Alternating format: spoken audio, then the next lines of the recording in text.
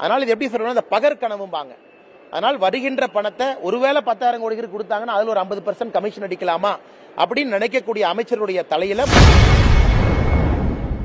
மத்திய அரசு கொடுக்கும் நிதிகளில் கமிஷன் அடிக்க பார்க்கும் திமுக அமைச்சர்கள் தலையில் மண் விழும் என பாஜக மாநில தலைவர் அண்ணாமலை ஆவேசமாக தெரிவித்துள்ளார். அந்த கையெழுத்து இயக்கத்தில் போடுகின்ற கையெழுத்தாக இருக்கட்டும், எல்லா சாமானிய மனிதர்களும் தமிழ்நாட்டினுடைய தலையெழுத்தை மாற்றக்கூடிய அந்த ஒற்றை கையெழுத்தை ஒரு சாமானிய மனிதனும் போடுறாங்க.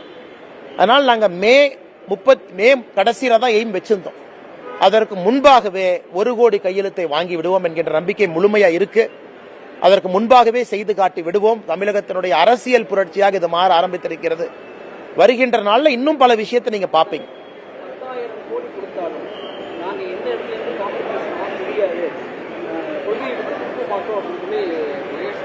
நாங்க 10,000 கோடி கொடுக்கலனா நீங்க காம்ப்ரமைஸ் ஆகாதீங்க. 2026 நான் உங்களை மாத்திக்கிட்டு மும்மொழி கொள்கையை நாங்க கொண்டு வந்துடுறோம்.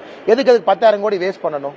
10,000 கோடி வேஸ்ட் பண்ணாம தமிழகத்தில் இருக்கக்கூடிய அன்பு சொந்தங்கள் அவங்களாகவே கையெழுத்து போட்டு எனக்கு இது வேண்டும் என்று சொல்லும் பொழுது நீங்க கொள்ளையடிக்கிறக்காக கமிஷன் அடிக்கிறக்காக உங்களுக்கு எது 10,000 கோடி மத்திய அரசு வாரி கொடுக்கணும்? அதனால உங்களுக்கு யார் 10,000 கோடி கொடுக்குறேன்னு யார் சொன்னா? நான் வேலையெல்லாம் மத்திய அரசு ஆட்சி பண்ணிட்டு இருக்கிறோமா? நீங்களா உட்காந்து 10,000 கோடி கொடு 10,000 கோடி கொடு, நீ 10,000 கோடி கொடுத்தாலும் நான் செய்ய மாட்டேன்னா உங்களுக்கு யாராச்சும் கொடுக்குறேன்னு நாங்க சொன்னோமா? அதனால இது எப்படி சொல்லணும், அந்த பகற்கனவும்பாங்க.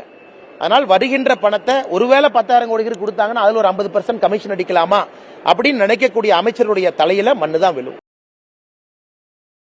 செய்திகளை உள்ளது உள்ளபடி தெரிந்து கொள்ள ரெஃப்ளெக்ட் நியூஸை சப்ஸ்கிரைப் பண்ணுங்க.